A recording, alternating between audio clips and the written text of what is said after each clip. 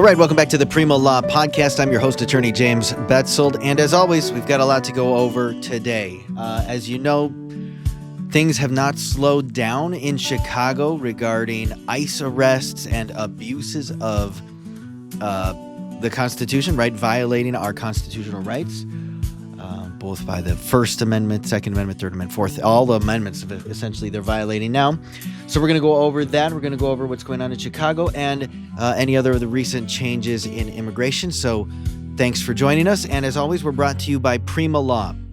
Now, if you're an immigration law practitioner or case manager, or you work in an immigration office, we have some amazing software for you. So we actually have our own law firm. We've had it for over 16 years now. And when we started out, we needed some immigration software that was great and easy to use, that would make our work flow nice and smoothly, avoid repetitive data entry, have all the forms and documents we need to complete the case easily at our fingertips, and a client portal, and all these other wonderful features. You can get a free trial at www.prima.law. There's a free trial there, and we have a support team and a sales team who is just excited to make your acquaintance. So that's our sponsor for today. Let's begin the show. All right, so a lot of stuff going on in Chicago still, right? So a federal judge's temporary restraining order blocks the deployment of the National Guard troops to Chicago itself, all right? So they've been forced to not deploy the National Guard there for the time being.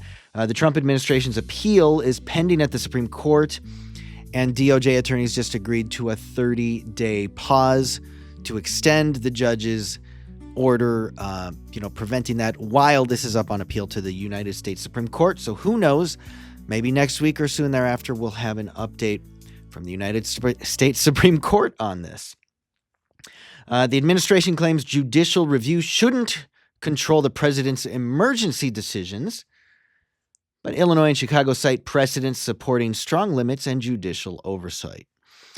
Lawyers for Illinois note that the lower courts maintain that local law enforcement is handling protests without needing military intervention, and unwarranted National Guard presence could escalate community tensions. All right, now I want everybody to think back. To the Obama administration, and I want you to remember our good Christian brother down in Texas, Ted Theodosius Cruz. And do you remember when there was this thing going around on the internet like, oh, Obama's planning to invade Texas with the National Guard? And he was spreading that misinformation, saying that Obama was going to take over and install a military theocracy or military dictatorship or something like that. And it turns out it's just, regularly scheduled military exercises for training and whatnot that happened. And he didn't, like Obama or Biden. It was Obama. Yeah. He didn't even know that it was going on, but you got Ted Cruz out there trying to get everyone all whooped up and all excited about it, thinking that, this is the moment where it all goes down. Well, again, our good Christian brother, Theodore Cruz, didn't know what the heck he was talking about as much as appears to continue today. And it was much ado about nothing. Now, there was President Obama was actually in an interview recently. Somebody, I think for a podcast or a news source, was interviewing him, and he said, well, can you imagine what would happen if I deployed the National Guard to confront protesters or to confront, people in Chicago or in any other city when they were already starting rumors about me trying to take over Texas with the National Guard when it was nothing?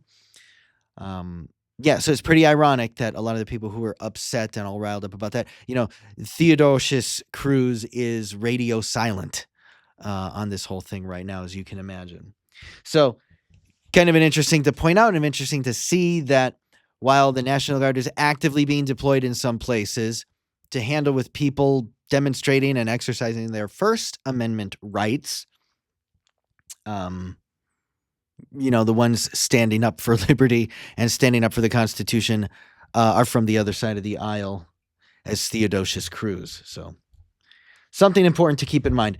Over in Portland and Oregon on October 19th, the Ninth Circuit Court of Appeals allowed President Trump to federalize National Guard troops for deployment to Portland, but key legal questions and a lower court ban on actual deployment remains. So I think what the ruling said is they can deploy it. They can deploy the National Guard to the ICE facility, essentially just to like guard it, but they can't go again patrolling the streets or shouldn't be confronting American citizens. The case turns on whether the president's authority overrides state and local opposition, and dissenting judges highlight still active restrictions. So it's not unfettered deployment of the National Guard either. Only allowed for federal functions so on deploying the National Guard, it's really only allowed for federal functions if there's a foreign invasion, rebellion, or federal law cannot be enforced by regular means. So I think this is a good time for us to move into one of those topics we want to get into today, because I did want to talk about, we hear how the president is voicing multiple times now. He's saying, well, I could use the Insurrection Act. Other presidents have used it. And that got me thinking. So we jumped into Perplexity to see if there's really any good examples of that happening recently. So let's jump into some famous examples. Of course, when I heard deploy National Guard, it made me think of, the Civil Rights era, which of course is before my time, but we learned about it, at least one view of it in school. 1957, Little Rock, Arkansas, Dwight D. Eisenhower federalized the Arkansas National Guard and sent in the 101st Airborne Division to enforce court-ordered desegregation at Little Rock Central High School. This came after Governor Orville Faubus used the Guard. So the governor was using the National Guard already to block black students, the Little Rock Nine, from entering. Eisenhower acted under the Insurrection Act to uphold federal law and Supreme Court rulings. Okay, so that's one example. I got a few more. Let's go over these other examples, and then we'll compare and contrast and analyze and compare that to what's going on today. University of Mississippi, Ole Miss, 1962. When my dad was 2 years old, President John F. Kennedy federalized the Mississippi National Guard. Okay, federalizing the National Guard. Here's something important to know. I learned this waiting in line at immigration court one day. The National Guard is the National Guard, right? It's essentially a state-run, state-controlled military force. It is the modern-day analog of a militia, armed population of citizens, okay? Now, it's organized. It's essentially run by DOD. They have bases and get funding, et cetera, from the Department of Defense.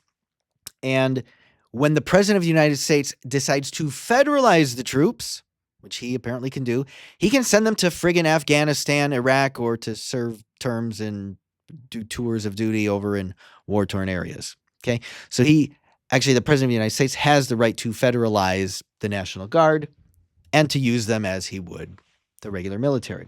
Okay? And all sorts of things come into play when that happens, like all of a sudden they're eligible for more federal benefits via the Department of Defense and the VA, et cetera. Okay, but 1962. So President John F. Kennedy federalized the Mississippi National Guard and sent troops to ensure the admission of James Meredith, the first black student at the university. Violent riots had broken out in Oxford, Mississippi, and state authorities resisted integration. So you can read that as riots broke out and the state authorities were like, well, that's what the people want. All right. Another example, University of Alabama, 1963. John F. Kennedy, federalized the Alabama National Guard after Governor George Wallace's stand in the schoolhouse door using guard troops to permit the entry of two black students, Vivian Malone and James Hood, at the university. Okay, so another way of enforcing desegregation following Supreme Court rulings and the law. 1965. Selma Montgomery marches. President Lyndon B. Johnson federalized the Alabama National Guard to protect civil rights marchers during the Third Selma Montgomery March, following violence against them, and Governor Wallace's refusal to offer protection. Johnson cited court rulings and the need to enforce constitutional rights for all, using the Guard and federal troops to ensure demonstrators' safety. Okay, so those are 4 examples. And we had to go back to the 60s, right? So to a time before I was here, in order to find good examples of that being used. Of course, the National Guard has been federalized throughout the War on Terror, being sent to Afghanistan and Iraq and just having a heck of a time, right? But federalizing them and using the Insurrection Act to deploy them inside the United States, much less common, as it should be. Let's remember constitutional times, okay? Back in the colonial times, right? The founding of the United States, the 1700s, 1770s, whatever. One of the things that the British Crown did that really peed off the colonists, right, was the Quartering Act. And what did they say? Well, we're sending more military because you guys are unruly, and you have to let them sleep in your houses. We're going to take over your houses. We're going to take over any buildings we need to house the troops, right? And of course, the Quartering Act was on top of the king sending over, I don't know how many thousands of troops, British military personnel, to keep the rebellious colonials in check, right? And how did they do that? Well, all you got to do is look at Chicago. What you're seeing in Chicago right now, and we're going to get to some of the other stories on that, but with these warrantless arrests, warrantless stops without reasonable suspicion or probable cause, arbitrary law enforcement and abuse is what the colonists in the United States were suffering under British oppression, which led them to a bloody and wonderful rebellion. Okay? Now, not wanting to repeat the bloodshed and errors of the past, maybe that's something we could learn from. Maybe we could learn from the fact that, hey, not a great idea to take military troops and embed them or deploy them. Embed is like one thing, right? Because all the U.S. military, they live here, they're us. But to deploy them in their military capacity amongst civilians, it's a very bad idea, and it's not going to end well. It's already not ending well. People are getting shot. U.S. citizens are getting shot in Chicago. They're being dragged out of their houses. Most of them are not shooting back yet, but it's going to happen if they're not careful. If the government does not act more prudently in the protection of our constitutional rights, you're going to get people who are getting ripped out of their house and they start firing back, right? I don't know why nobody else can see this coming. I can totally see this happening. Let's move along. All right. So we went back to colonial times. We know that really ticked off the colonialists, the colonists, the citizens of the colonies, right? So just not smart. We saw this happening in Chicago. I lost my train of thought a little bit. Let's get back on to the deal. Yes, we were talking about times when the Insurrection Act has been used as justification to deploy the military. And if we look at what happened in Little Rock, Arkansas, what do we have? You had a governor who was using the National Guard to block black students, right, from entering. So you had a governor who was in rebellion against the United States because the Supreme Court had decided that was the law of the land. The president was giving orders. Desegregation needed to happen due to the Civil Rights Act. I think it was either about to happen or did happen. I have to look up my history on that. But you had the governor violating the law using the National Guard. So the president federalizes it and sends troops, including 101st Airborne, right? Fresh out of WW2. So again, it's not you had some protesters and things were getting out of control and he just sent them there to be safe because the whole town was just full of too much crime, right? That's essentially the justification we've been hearing now is you got these protesters, you got Antifa, and there's a rebellion going on. There's an insurrection going on. The cities are just very much too dangerous, and so we need to send the National Guard. That has been the justification in court documents, in the news, everything, right? With the University of Mississippi in 1962, when John F. Kennedy deployed or federalized the Mississippi National Guard and sent federal troops. Again, it was to enforce civil rights. It was to enforce Supreme Court decisions allowing the admission of James Meredith, the first black student, to the university. Okay. Yeah, there were violent riots had broken out in Oxford, Mississippi.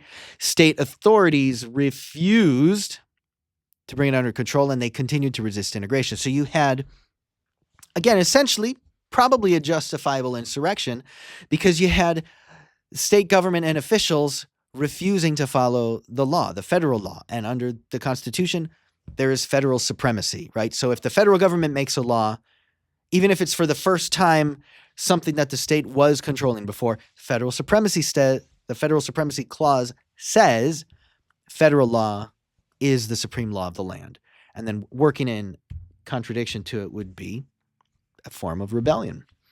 In 1963, the next year, when Kennedy federalized the Alabama National Guard, after George Wallace, the governor, was standing in the doorway to block and using National Guard troops to block students from entering, again, you have a governor, someone who just really liked segregation, really liked the oppression of black peoples, really bought into this whole, gosh, I could go on for hours about, how there was even like a religious justification back in the day amongst some popular Christian sects. Not all of them, right? There were many who joined the fight for racial justice and for civil rights, but there were still some holdouts who were like, no, they're an inferior race, and so the white man has to take the reins, and it's unholy for us to combine the races in the schools. You had people who would say things like that. And the governor was representing them and was one of them at the time. And so when that became a violation of federal law, all of a sudden, he's lucky he didn't end up in jail because that was rebellion or insurrection against federal law, which was the supreme law of the land. And then, 1965. Again, Governor Wallace's refusal to offer protection. Now, this was more with civil rights marches, right? So Lyndon B. Johnson federalized the Alabama National Guard to protect civil rights marchers. This is very analogous to what we're seeing right now in Chicago. Okay, granted, whenever you have a group of protesters protesting something, some idiot's going to join the fray and throw rocks. Okay, and if you're one of those sympathizers who say, "Oh, there were federal troops in the crowd at January 6th, they were the instigators," why wouldn't you believe that that's what's happening now? Okay, you've got instigators in the crowds of some of these protesters in Chicago who are protesting against ICE, and they're protesting at the ICE facility. And there's video now, unfortunately, of somebody chucking a rock through the back window of one of these ICE vehicles. They got money. They can fix it. Nobody got hurt, right? And the guy who chucked the rock, I think they ended up catching him anyway. But the point is, if you're one of these people who say, "Oh, well, this is justified. The president should be able to deploy the National Guard because look how out of control it's getting." One rock through a window is not really an insurrection. At the most, it's a civil disturbance, right? Somebody for putting a rock through a window is not going to get the death penalty. They're probably not even getting community service, right? They're probably getting a fine and being released, right? Unless Pam Bondi decides to file treason charges or something like that, which wouldn't stand. Okay, so what happened in 1965 with President Johnson federalizing the National Guard to protect civil rights marchers because the governor refused to protect them. This is like, they should be using this in court to defend, and somebody in the mainstream media should be pointing this out and saying, hey, for the president wanting to justify the deploying of the National Guard, I mean, is he deploying them to protect we the people? Because ICE has tons of money. ICE has essentially unlimited federal troops. And ICE also is being protected by local police, right? They're not just letting protesters enter the non-protesting zone or break down the walls and, rip the ICE officers out of there and stone them to death. That's not happening, right? You've got local police who are helping, and you've got sufficient protection, but we don't have sufficient protection for protesters who are being shot in the head with pepper balls, who are being shot I mean, there's that guy who's walking around in the giraffe costume singing, right? Protesting, singing and whatnot. And he's getting shot with pepper balls as well. I mean, yeah, his singing's not great. It is pretty hilarious if you're listening to the words.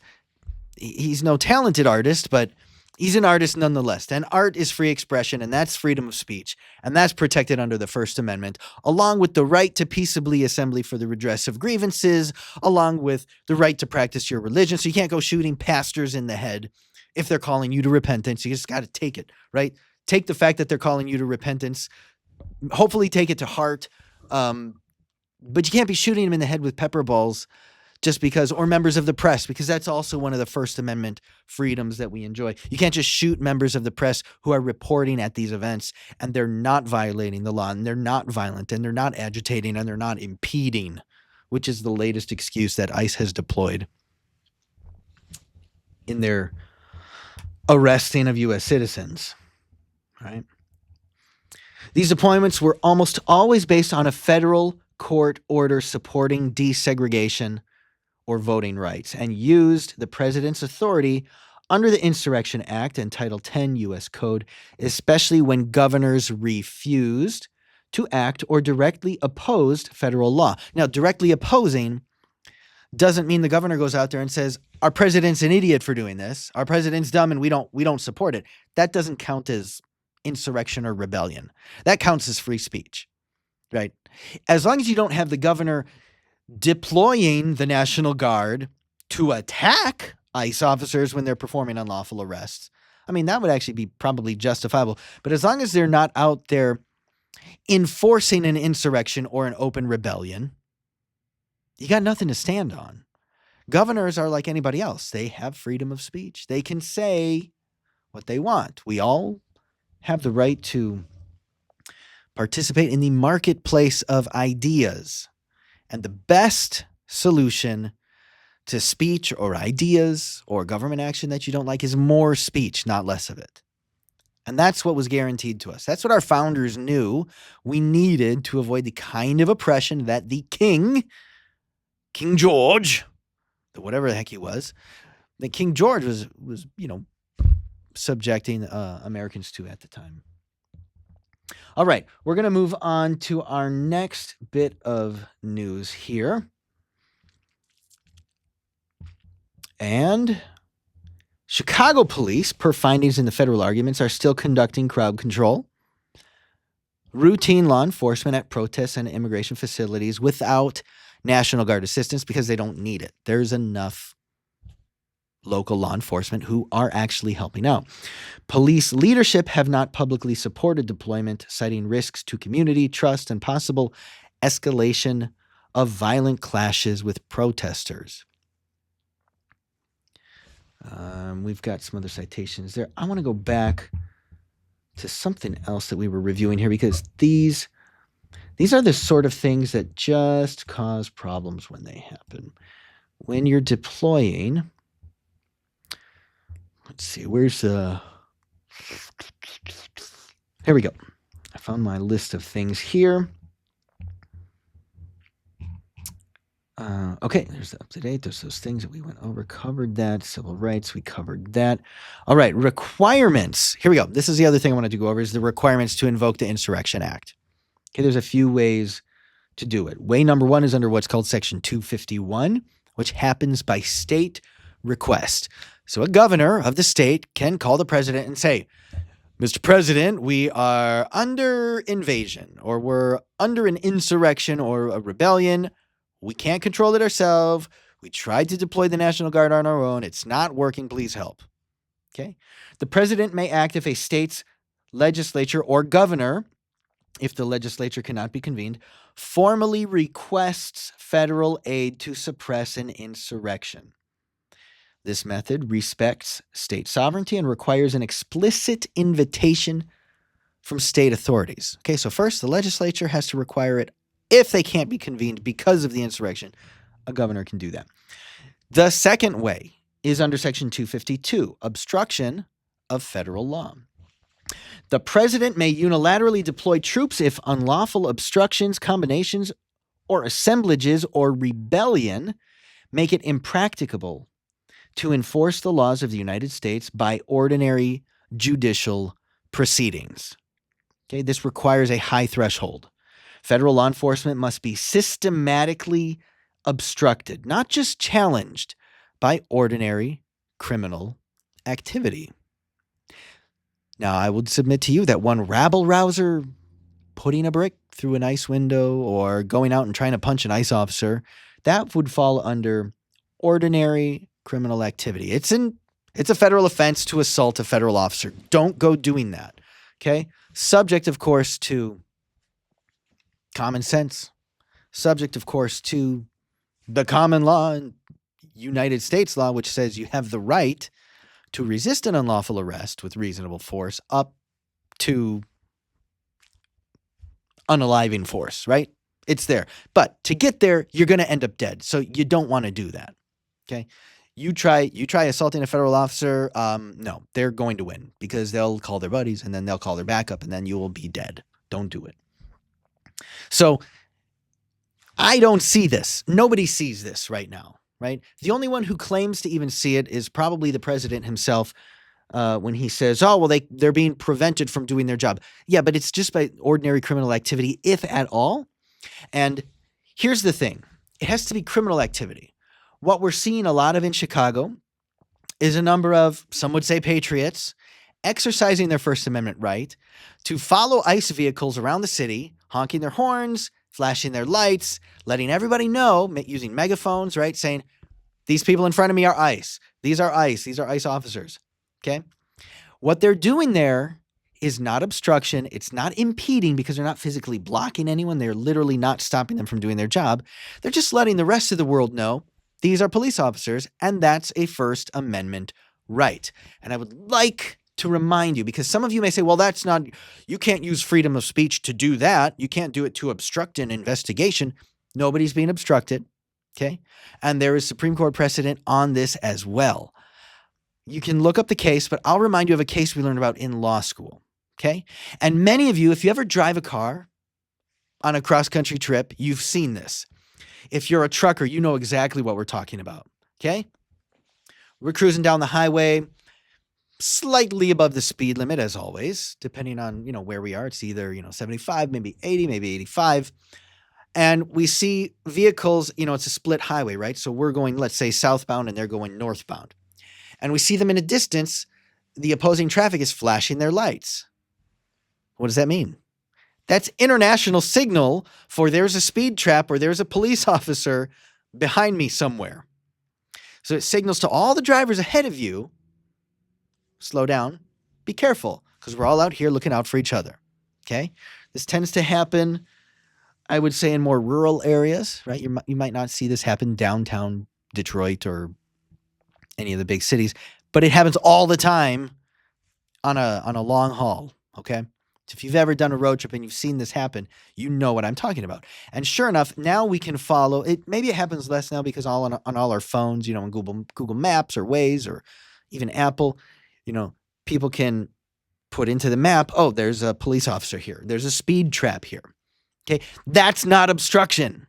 Yes, the police want to arrest you. They want to stop people who are speeding. They want to get people to slow down. But it's not obstruction to use your free speech to warn others that there's police in the area. It's a done deal. It's essentially, that's just how it is. Okay? So it's decided that's free speech. Now, are they taking it to an extreme in Chicago? Yeah, shoot, I've never seen this before. It's pretty wild, but it's also free speech and it's not illegal. And you can see they're not happy about it.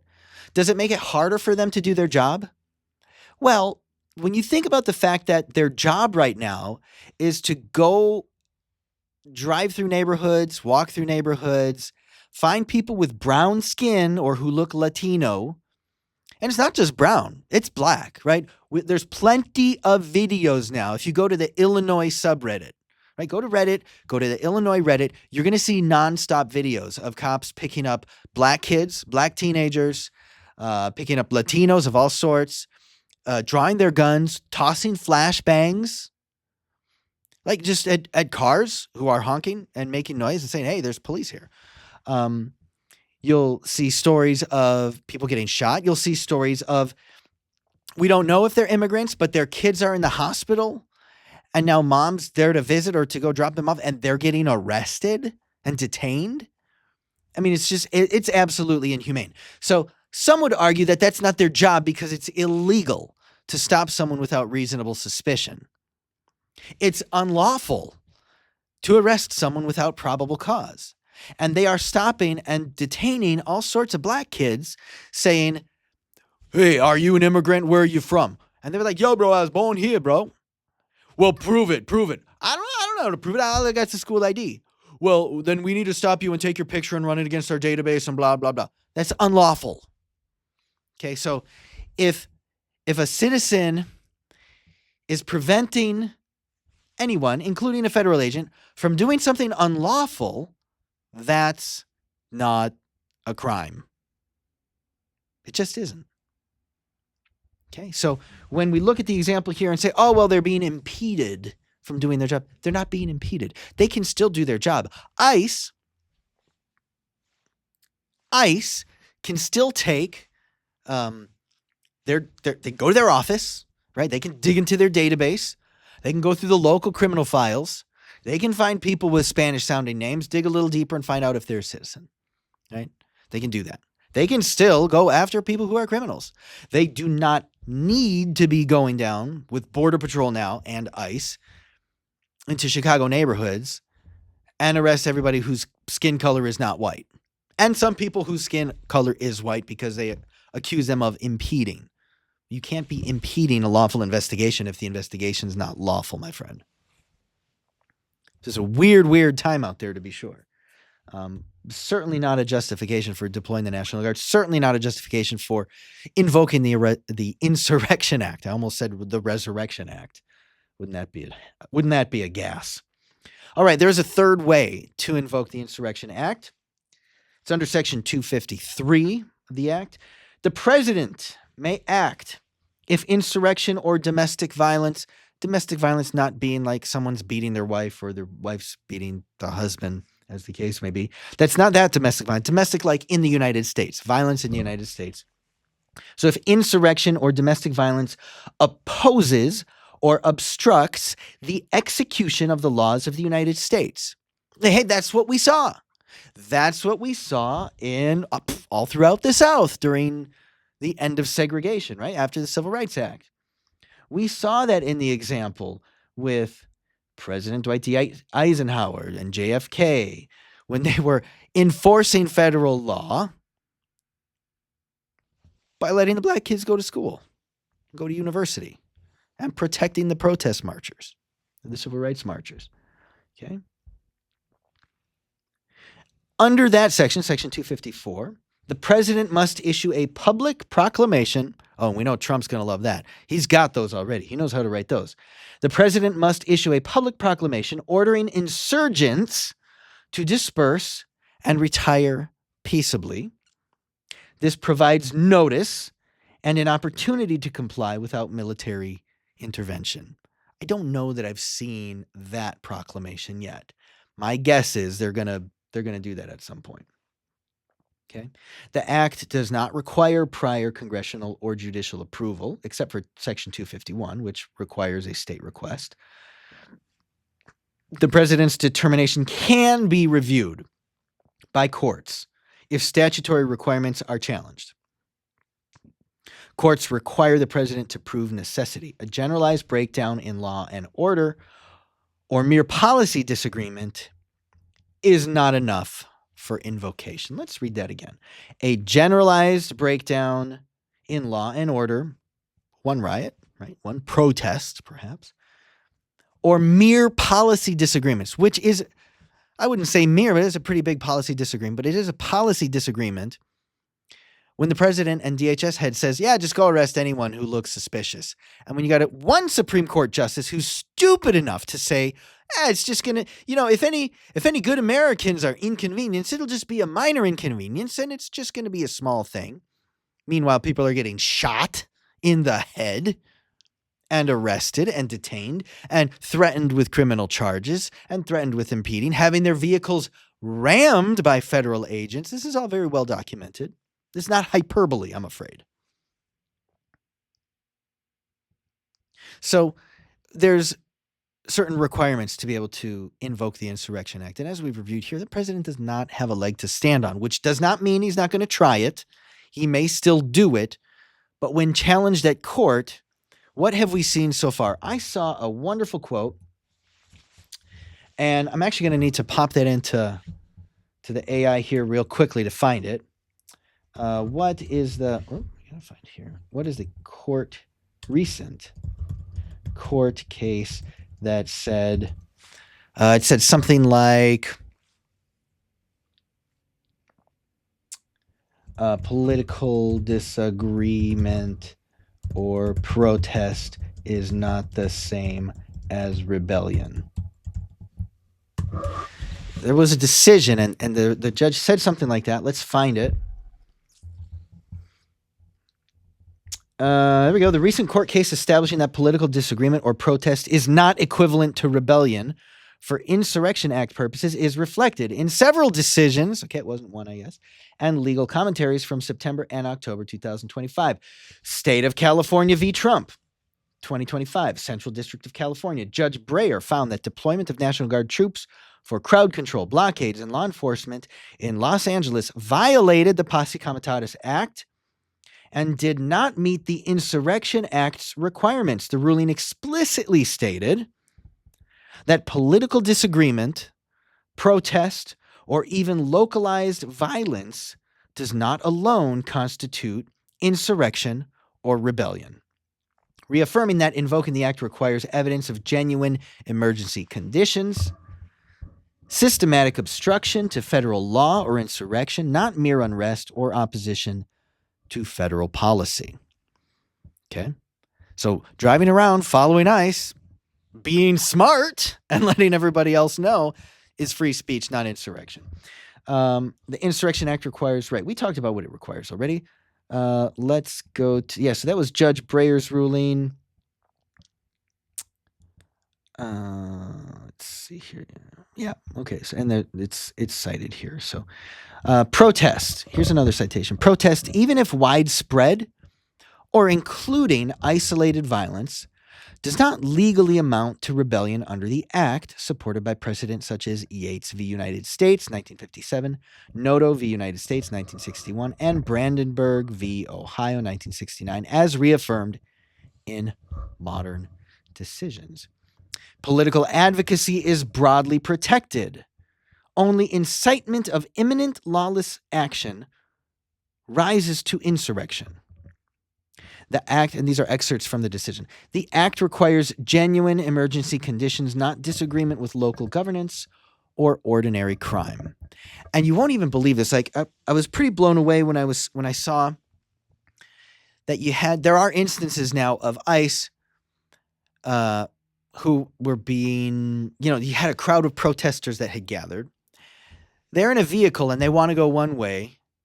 And they're essentially saying, we're going to drive through this crowd of people. They'll get out of the way, right? So they're essentially,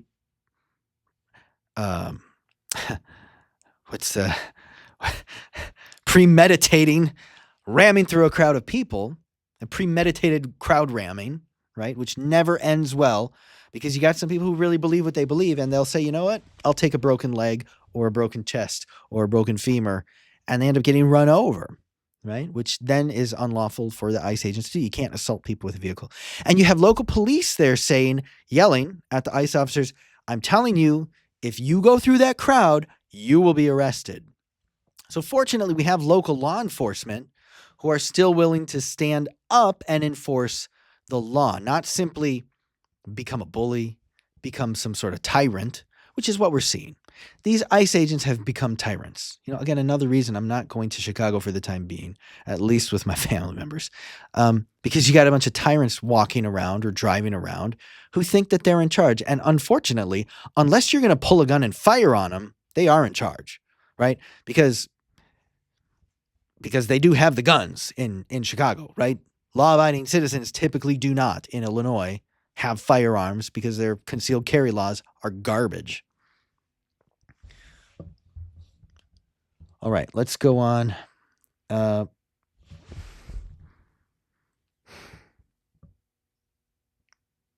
so I really liked that decision when I saw that come out.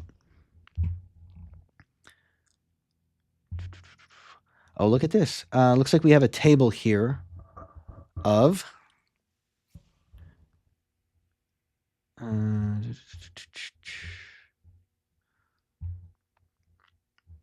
other times when insurrection things had happened. Yeah, other than the civil rights, it looks like George H.W. Bush, 1992 during the Los Angeles riots, which did get pretty wild. Okay, the Los Angeles riots in 92. I don't know if any of you, it scares me to think that there's lawyers out there younger than me who didn't watch this on TV live like we did. Rodney King, all that stuff, right? It's history, yeah. The LA riots got really out of control. And, I mean, large portions of the city were burning. It was the closest we've been to a real rebellion there, I think, other than January 6th. Yeah. Following Rodney King's assault and police officers' acquittal, most recent clear invocation before 2020. Yeah, so there was 1992. That's another time that it happened. In 2020, President Donald Trump threatened to use the Insurrection Act in response to the George Floyd protests, but did not formally invoke it, and he threatened in 2025, is threatening still to invoke it, right? But has not. Where else has it happened? 1794, during the Whiskey Rebellion, right? George Washington invoked it.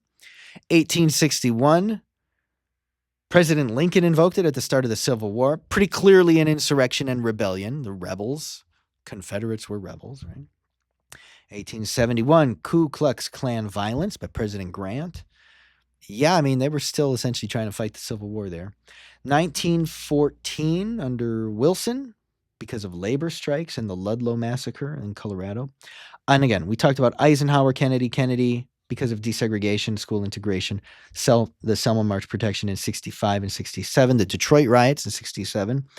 Basically, throughout the 60s, you had race riots and cities were burning. Okay, when it gets to that level, yeah, when cities are burning, that's a stronger case to invoke it.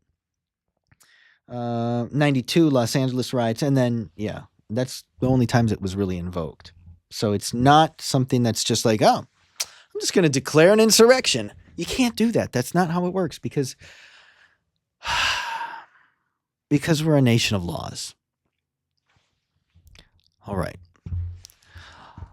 I want to give just a few closing remarks. Okay. Now, I know that there's a lot going on in the world. There's a lot of what seems to be lawlessness at the moment. But I want to go back to, so for those of you who don't know, not everybody is always raised the way that they turn out or are at one point in their life, right? And I think if we're being honest, many people, myself included, have seen phases where, for one period of time, this way of thinking makes sense. For example, I was raised, and I won't even say like, I wouldn't even put this on my parents, okay? But just what really made a lot of sense to me as a younger man was, the Republican Party. Oh, poor Republicans, the conservatives. It's great to be conservative. It's great to conserve, the good things about America. And we should go back to the original, interpretation of the Constitution because there were a lot of court decisions which surely didn't make sense. And what's funny, and, there's people who want to argue about it, and I would love to have someone on who would like to discuss this. So if you're an attorney and you're hearing this and you're like, boy, that's an interesting topic. I've got a good point of view too. Contact us. We'd love to have you on and discuss this a little bit. But if you think about things like the Chevron deference, right? Where the Supreme Court at one point said, well, whenever there's a dispute between like the EPA and a citizen, because a citizen's getting harmed because of something the EPA is making them do. And we got to try and determine if the EPA is acting inside or outside of its authority. And that comes down to a question of interpretation of the Environmental Protection Act that created the EPA. Well, we're going to defer to the EPA's interpretation because that's their job. They handle EPA stuff all the time. So whatever interpretation they want to give, we as the Supreme Court and all the appeals court and district courts below us need to defer to the executive agency, to the administrative agency, and their interpretation of a statute or rule. It's stupid. It never made any sense to me in law school. I thought it was the dumbest thing. And there were times, right, that the Republicans would say and the conservatives would say, well, that's not fair. We shouldn't defer to the government. And then, you had people on the other side of the spectrum, more liberals, maybe liberal Democrats or centrist Democrats who would be like, well, we got to have some sort of administrative state because there's so many laws and there's so many interpretations. We got to have a group of professionals who can just handle it and we can trust them because we're all Americans here, right? Well, to me, it never made sense. And so, but it was just the way it was, right? The Supreme Court came out with that decision in the Chevron case years ago, and it's always been handled that way until recently. I forget how long ago it was. I think it was earlier this year where Chevron deference went away because the Supreme Court changed its mind and said, hey, actually, that was a dumb idea. And of course, now there's more of a conservative or Republican appointed majority to the court. But, if we're all being honest, if we're thinking about civil rights, do you really want DHS, the Department of Homeland Security, interpreting the Fourth Amendment? Do you want the DHS interpreting what reasonable cause is or what probable cause is? Do you want ICE interpreting that? Hell no. Hell no, you don't. It doesn't make any sense because then you've got a government actor who has more authority than a U.S. citizen who feels their rights have been violated and they come before a court looking for a neutral arbiter so that they don't have to resort to physical violence or rebellion, right? So it makes no sense to defer to the government on those things. What was the case that eliminated Chevron deference? Boy, and I hear others like Joe Rogan or others using Perplexity now. So it's very accurate and it cites its sources here too. That case was Loper Bright Enterprises v. Raimondo, decided June 28, 2024. In this case, the Supreme Court explicitly overruled its earlier decision in Chevron USA v. Natural Resources Defense Council, ending the practice of courts deferring to reasonable federal agency interpretation of ambiguous statutes. We're back to courts interpreting it, which is a little bit fairer because there's at least more of a neutral, hopefully, arbiter of the situation. But we're talking about Chevron deference. We're talking about, growing up, my point of view on the world was pretty hardcore conservative and Republican. And so you can bet I was listening to Rush Limbaugh as a fifth grader all the way up through, you take it from there, right? Yeah, I had the books. I know that his two books were called The Way Things Ought to Be, and then his follow-up was See, I Told You So, right? Big fan of that. Was a big fan of that at the time. He took a hard left turn when it came to immigration, and changed pretty dramatically later on, I would say, for I'm sure a multitude of reasons. But we're not always the same person that we start out as. And so even though I don't much subscribe to a lot of what Rush Limbaugh says, and he can't say anything now because he's passed away, or that he recently has said, one thing he was famous for saying is, look, if everything goes well, this isn't going to last forever. Okay? Everybody, I remember he would say this when George Bush lost an election, when Bill Clinton won an election, won re-election, when Obama won an election. His thing was like, look, yeah, it's a bummer. Our guy didn't win this time. And I think what we can say now is, hey, you know what? Things are not going quite the way we want. In fact, they're dramatically unconstitutional. And we're seeing a dramatically despotic use of totalitarian type power. And we're not used to it.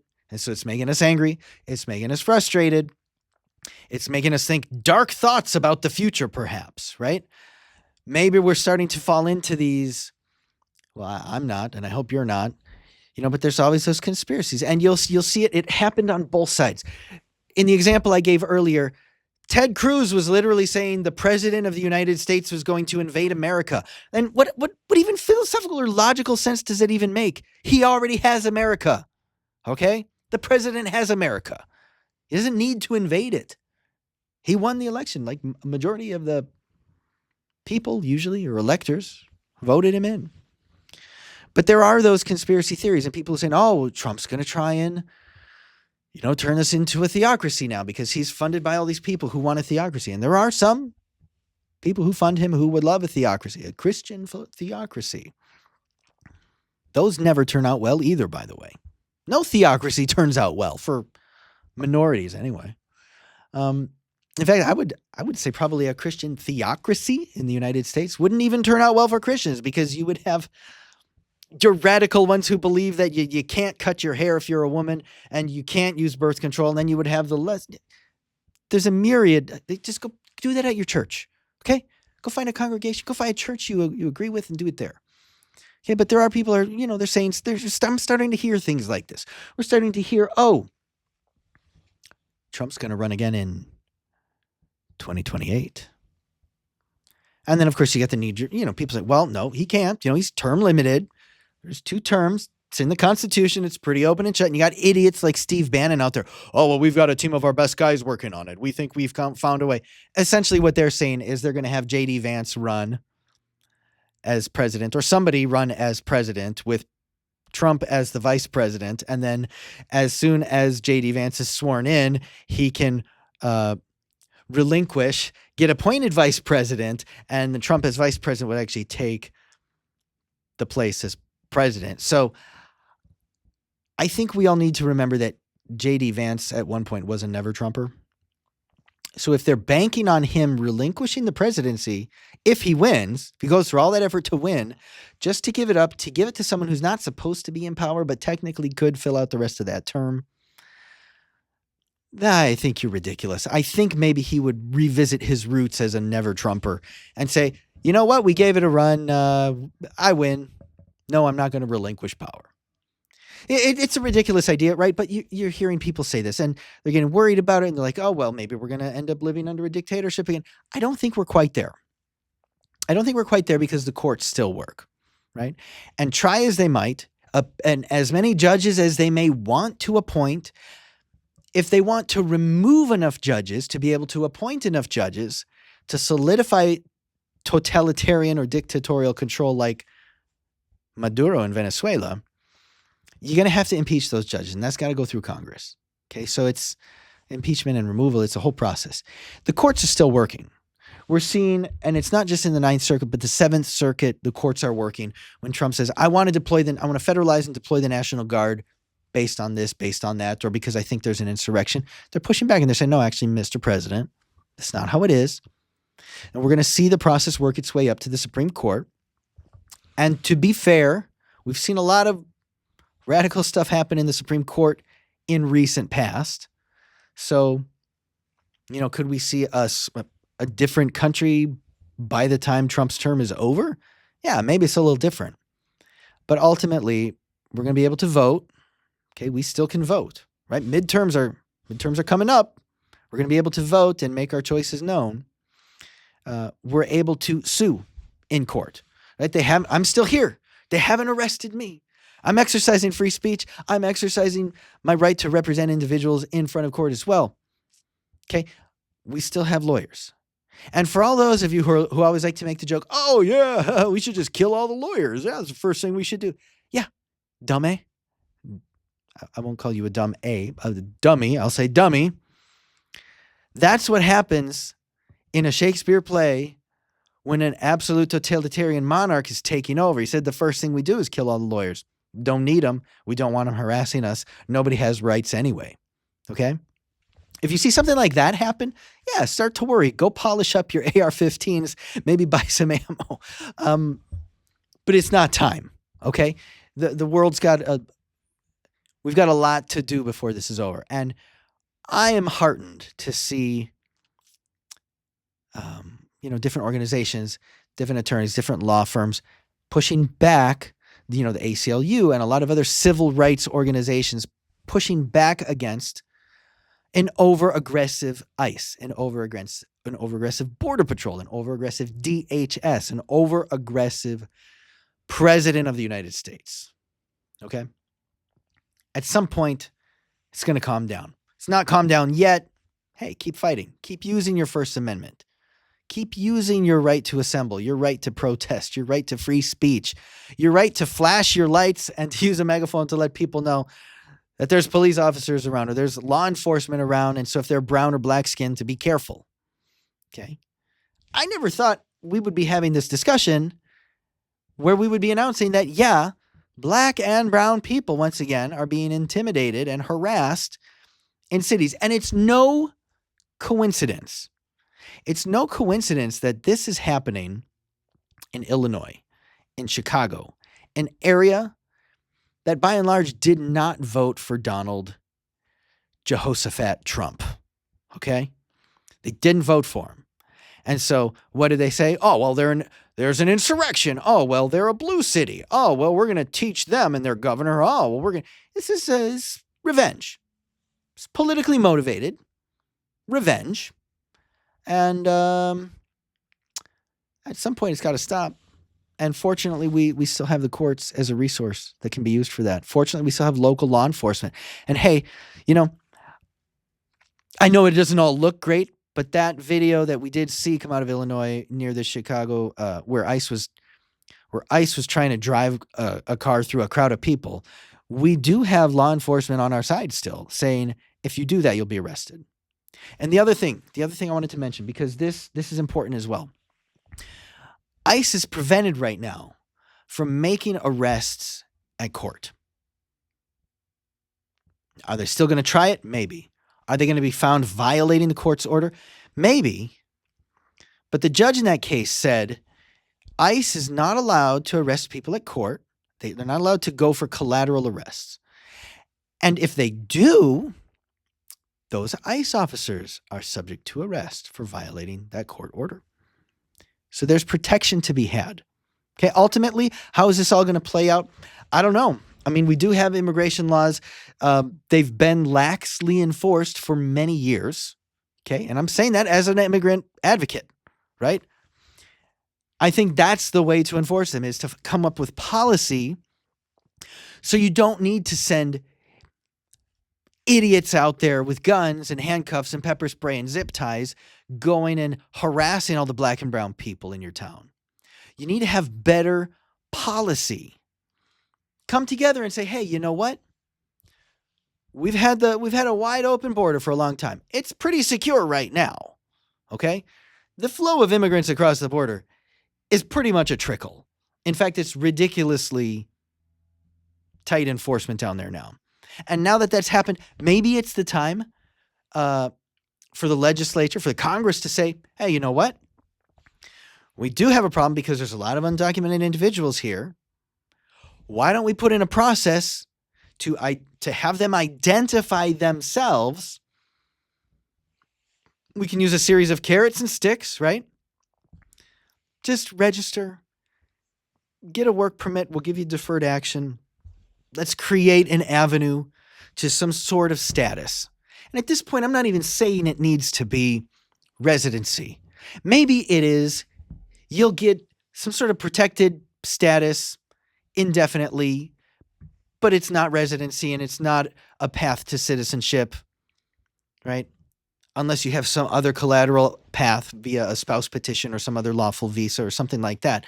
But let's say, hey, you're completely undocumented. Let's create some sort of process where you identify yourself so we don't have to send people out, spend billions of dollars, kill innocent people, get innocent officers probably killed at some point, and, avoid the civil strife, right? And let's unite families through immigration instead of tear families apart via law enforcement.